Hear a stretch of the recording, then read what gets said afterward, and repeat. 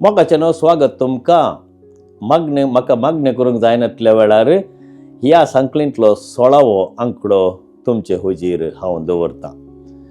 ह्या 16व्या आंकड्यांत स्पर्शा विशयंत दुसरो भाग हांव तुमचे हुजीर दवरतां. ह्या दुसऱ्या भागांत प्रत्येक जावन एक मागणें आनी तशेंच स्पर्शा मुखांतर आमी कितें सिकडी करयेत आमच्या जिवितांत आनी ताचे मुखांतर आमचे मागणें कशें आमी सडीत मापान उर्जीत करयेत म्हणल्या विशयंत सांगोंक हांव आशेतां. आमच्या जिवितांत मोगाळ भाव भयणीनो आमी जायत्यो वस्तू आपडटां. ह्या आपडून आशिल्ल्यो त्यो वस्तू आमी आमच्या काळजाच्या त्या बोगनांत परिवर्तन केल्यार आमच्या जिवितांत भोवूस बरेंपण जाता म्हणल्याक कांयच दुबाव ना. कित्याक आमी झाडां आपडटां, फुलां आपडटां, आमचे दिसपट्ट्यो संगती आपडटां, कुजनां आसतना आयदनां आपडटां, भायर कामाक वता आसतना जायत्यो संगती आमी हातांत आपडटां. ह्या स्पर्शा मुखांतर आमी खंयच्या रितीन एक संदेश घेवयेत म्हणून आमच्या मागण्याक डॉनाल्ड नीली म्हणल्यान एक आपुरबायेचें मागणें आमकां दिलां. ह्या मागण्याचो स्वारांश हांव तुमकां दितां. तो कितें म्हणटा, सोम्यान जेजू, सोम्यान देवा, तुका अर्गां दिता म्हाका आपुरबायेचो स्पर्श दिल्ल्याक, म्हाका हात दिल्ल्याक. कित्याक म्हज्या इश्टां मुखांतर, म्हज्या कुटुंबाच्या सांद्या मुखांतर तुवें म्हाका आपडलाय. ल्हानतावन व्हड जाता आसतना म्हज्या आवय बापायच्या स्पर्शा मुखांतर तुवें म्हाका वाडयलाय. आनी तशेंच भावा भयणींनी म्हाका आपडलां, थापडलां, म्हाका फाटींबो दिला, म्हज्या खांदार हात घालन, म्हाका वेंग मारन, म्हाका पोटलून धरन, म्हज्या जिवितांत जायत्या रितींनी म्हाका तुवें आपडलाय. तुका हांव अर्गां दितां. म्हजे इश्ट म्हाका हांव बेजारायंत आशिल्ल्या वेळार म्हज्या खांदार हात घालन, म्हाका वेंगोवन, म्हज्या गालांक आपोवन, म्हाका पोटलून धरन, म्हजी आशिल्ली सर्व बेजाराय तुवें पयस केल्याय. हांव सलवणेंत आशिल्ल्या वेळार हेरांनी म्हाका आपडन म्हाका उत्तेजन दिलां. हांव भियान आशिल्ल्या वेळार म्हज्या खांदार हात घालन, म्हाका पोटलून धरन, म्हज्या भियांतले म्हाका भायर हाडलां. हांव कठिणायेच्या परिस्थितींत आशिल्ल्या वेळार, दुखींत आशिल्ल्या वेळार म्हजे हात धरन म्हाका फाटींबो दिल्ल्याक हांव तुका अर्गां दितां. सोम्या, जायत्या रितीन म्हज्या जिवितांत जायत्यांनी म्हाका आपडलां आनी हांवें हेरांक आपडलां.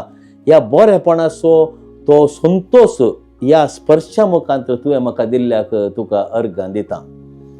म्हज्या जिवितांत उडास येता सोम्या जेजू. म्हज्या जिवितांत जायते फावटी हेरांनी म्हाका आपडून दूख येयलां. म्हज्या जिवितांत हात उबरावन म्हाका दूख येयलां. म्हज्या जिवितांत दूख हेरांनी हाडल्या. ही सर्व बेजारायेच्यो संगती विसरोंक म्हाका आदार दी.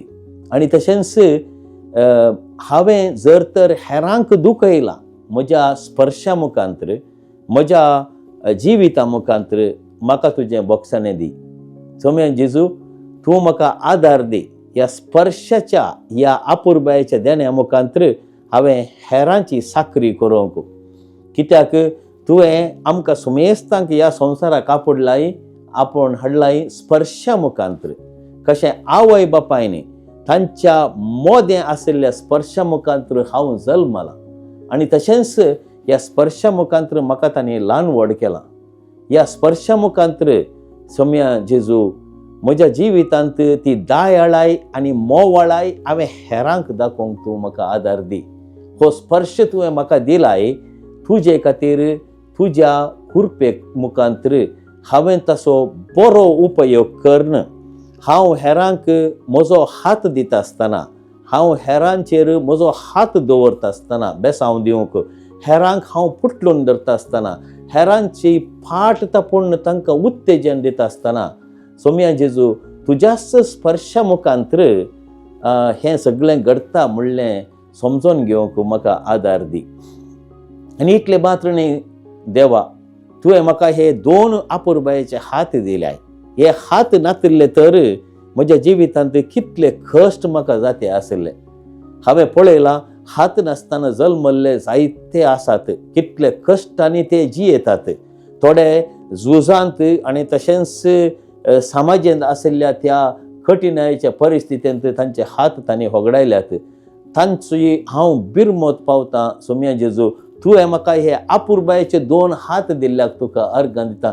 ह्या हाता मुखांतर हेरांचेर बेसांव घालूंक, हेरांक बरें मागोवंक, हेरांक उत्तेजन दिवंक, हेरांक पाठिंबो दिवंक, हेरांच्या जिवितांत हांवें पावोंक तूं म्हाका आदार दी. कशें म्हज्या जल्मा दिसा तावन हांव व्हड जाता म्हणसर म्हज्या आवय बापायच्या हाता मुखांतर हांव व्हड जालां. तांणी म्हाका पुसलां, म्हजीं दुखां पुसल्यांत, म्हज्या जिवितांत सवस्काय तांणी हाडल्या. म्हज्या जिवितांत कश्ट, बेजाराय, खंत, सलवणी आशिल्ल्या वेळार तांणी म्हाका आपोवन बरें केलां. हांव धरणीर लोळो नासतना तांणी म्हाका उबें रावंक आदार दिला. आनी तशेंच म्हज्या जिवितांत हांव ल्हान आसतना म्हाका न्हाणोवन म्हज्या आंगाक वस्तूर हांवें न्हेसोवंक तांणी आदार दिला. त्या हातांचोय हांव उपकार बावडटां. आनी तशेंच हांवें म्हज्या जिवितांत रागान आनी तशेंच द्वेशान म्हज्या हाता मुखांतर हांवें हेरांक दुखयलां, तें म्हाका बक्षी. म्हज्या जिवितांत हांवें हेरांचोय मोग केला. म्हज्या हाता मुखांतर तांकां आदार दिवन तांच्या जिवितांत उजवाड हाडूंक हांवें प्रयत्न केला. दुबळ्या धाकट्यांक कुमोक दिवन म्हजे हात हांवें उपयोग घाल्यात.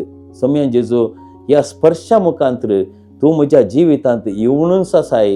ह्या स्पर्शा मुखांतर हांवें तुका आपणूंक म्हाका आदार दी. भाव भयणीनो, हें मागणें डॉनाल्ड नीलीन बरयल्लें. ह्या मागण्या मुखांतर आमी आमच्या जिवितांत स्पर्श कितें म्हणलें समजून घेवन देव आमकां विशेष रितीन स्पर्श करता म्हणलें आमी समजल्यार आमचें मागणें भोवूस गुंडायेचें जाता आनी उपयोगाचें जाता. तर भाव भयणीनो, मागणें म्हणलें आमी समजून घेवंक प्रयत्न करया.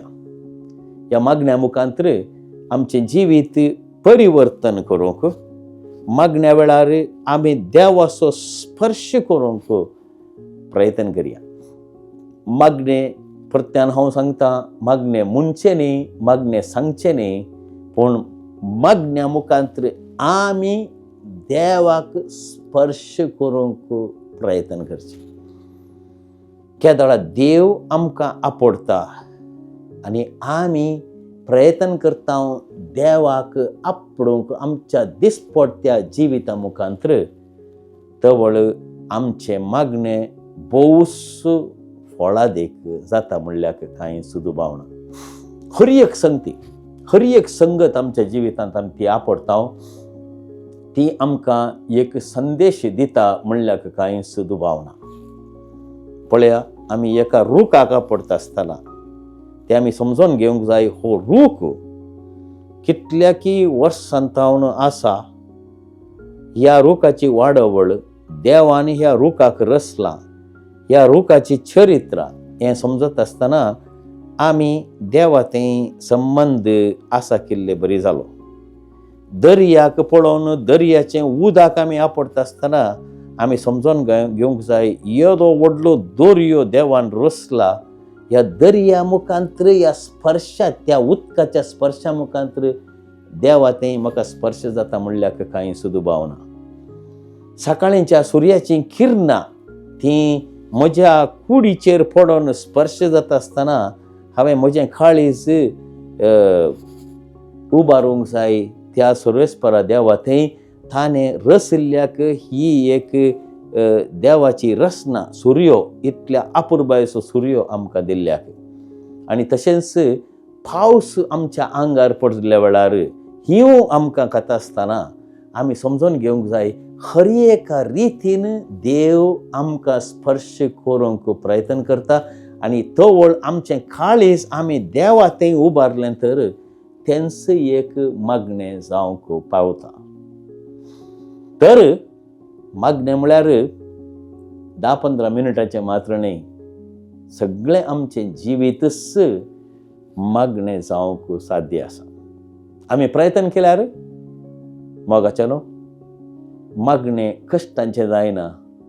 कित्याक एक ल्हानशें भुरगें कशें आपल्या आवय बापायन थंय भोवूस उक्त्या मनान संबंद दवरूंक प्रयत्न करता गे, तशेंच आमी देवाचीं भुरगीं ह्या संवसारांत आसतना ह्या संवसाराच्यो वस्तू आमी भोगता आसतना आमी देवाचो स्पर्श करता म्हणल्याक कांयच दुबाव ना. तशें म्हणटच आमच्या हर एका जिविताची घडी जें कितें आमी आपडटा स्पर्श करता तातूंत देवाक एक संदेश फाव जाय म्हणली आमची आशा आसल्यार आमचें मागणें भोवूस फळां भरीत जातलें आनी जावंक प्रयत्न करया.